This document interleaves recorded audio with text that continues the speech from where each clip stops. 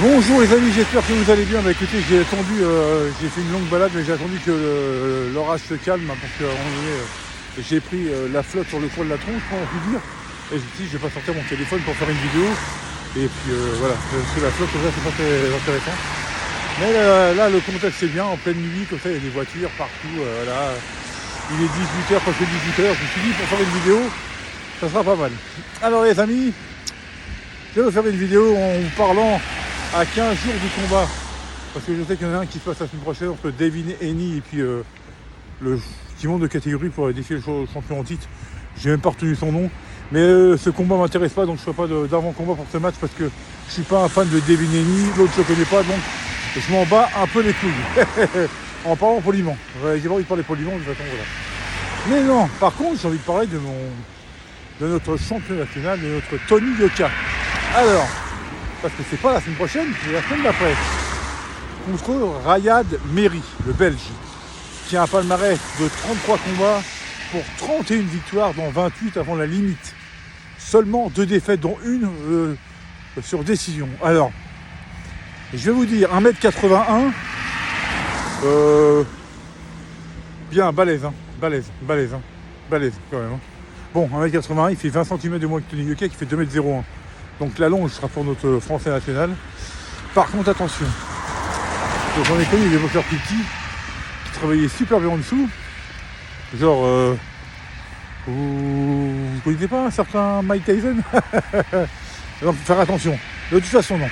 C'est pas là. C'est pour ça que toute la vidéo, le truc de la vidéo, c'est que il faut que là, maintenant, les choses sérieuses recommencent.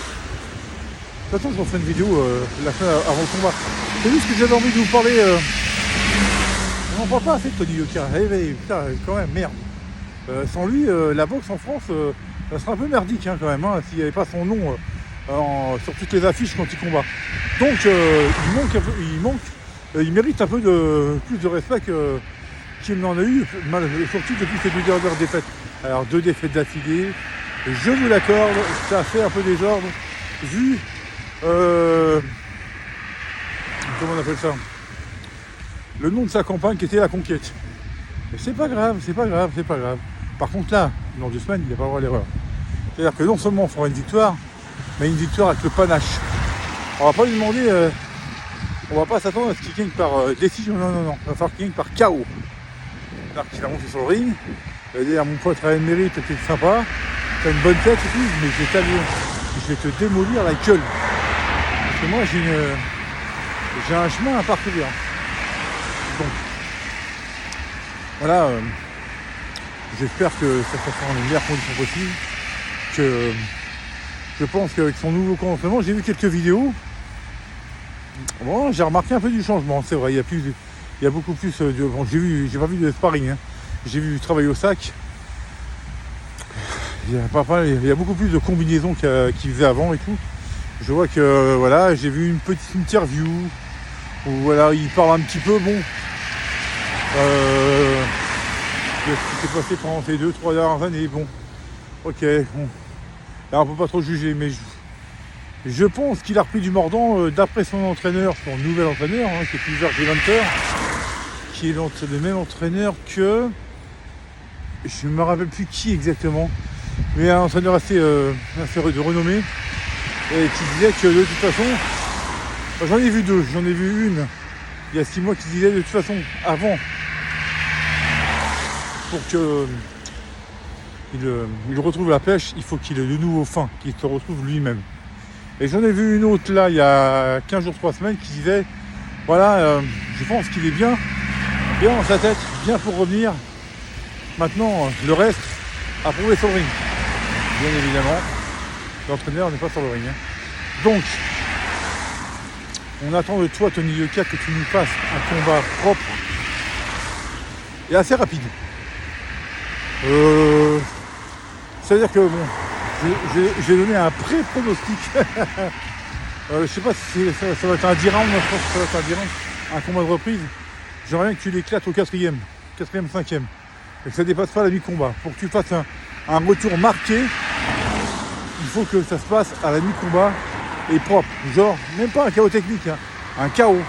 bam, bam, le mec s'écroule, l'arbitre n'a même pas le temps de compter 10, il arrête le combat parce que le mec il est dans les vapes. Et ça, et après, on verra. Alors par contre, un conseil, ne cherchez pas tout de suite une revanche contre le bas-collé, tout ça. Non, laisse trace son chemin. De toute façon, vous allez vous retrouver à un moment ou à un autre, parce que lui, il est en train de monter. Vu qu'il a battu Takam, je pense que lui, il est en train de te frayer une chance pour le titre aussi. Il est pas loin. Donc toi, prends ton temps. De toute façon, vous allez vous retrouver à un moment ou à un autre. Quoi d'autre,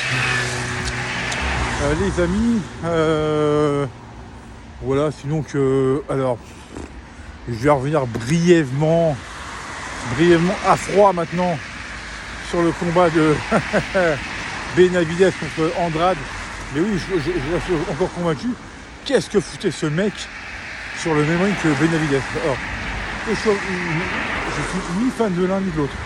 Mais qu'Andrade ait osé au mois de mai 2022 rentrer dans la salle d'interview de Canelo en disant allez, je te prends où écoute tu veux, et puis que comment on appelle que Canelo lui a dit attends vas-y va te faire reculer, toi t'es qui, t'as comme boxeur, t'as boxé qui, t'es qui, je te connais même pas, vas-y fous-moi le camp, tire-toi et faites de baltringue. Et que les gens aient dit ouais mais j'ose pas l'enfoncer et tout. Vous avez vu le combat, à part le premier round et la moitié du deuxième, allez. D'accord, le premier round, c'est un round d'observation. On le file à Andrade parce qu'il a peut-être osé un ou deux coups de plus. Alors que Benavidez, lui, il démarre tranquillement mais sûrement. Et puis qu'après, au bout du quatrième et au tapis, on s'est dit on va peut-être arrêter le combat au cinquième. Non allez, il tient encore 3 minutes de plus. Et aussi il s'est arrêté, mais il était inexistant. Alors maintenant, est-ce que ça fait de Benavidez un vrai réel danger pour Canelo Alvarez parce qu'il a battu Andrade? Je vais vous dire un truc. Benavidez, il avait du plante au point. Canelo, il l'a mis KO au 11e. Bon, Andrade, il n'a pas rentré Canelo, d'accord, ok. Canelo ne s'est jamais fait mettre KO. Golovkin, c'est un dur à cuire. C'est un connard, quand il cogne, ça défend. Canelo n'est jamais descendu. Et je crois que c'est Benavidez qui va faire. Moi, je vous dis, on prend les paris. J'ai hâte. Mais moi, mon premier, je serais content que ce combat soit signé. Benavidez, Canelo, pour tous les titres de champion du monde des poids super moyens. Come on! Ok, mais je vais vous dire un truc. C'est Canelo qui va gagner. Et je vais vous redire, comme j'ai dit, ce combat-là ressemblera à Mayweather-Canelo de 2013. Sauf que Canelo ne sera pas de Mayweather. Il va donner une leçon d'expérience, de boxe, de technique et tout ça à Benavidez. L'autre, il va être comme un fou furieux, il va vouloir le démolir. Sauf que Canelo va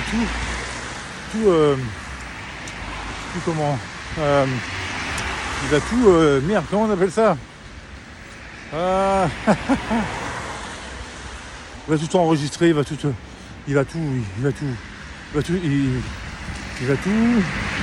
Merde. Je me rappelle plus comment c'est. Enfin bon, bref.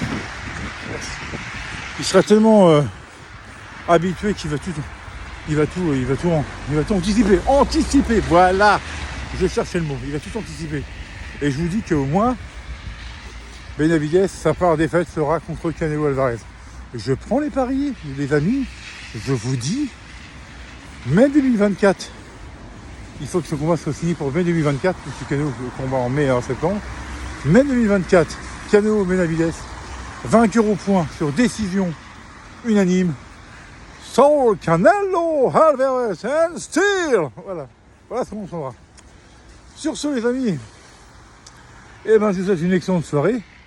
Et je vous dis à toutes et à tous, à très bientôt. Et surtout, portez-vous bien. Salut!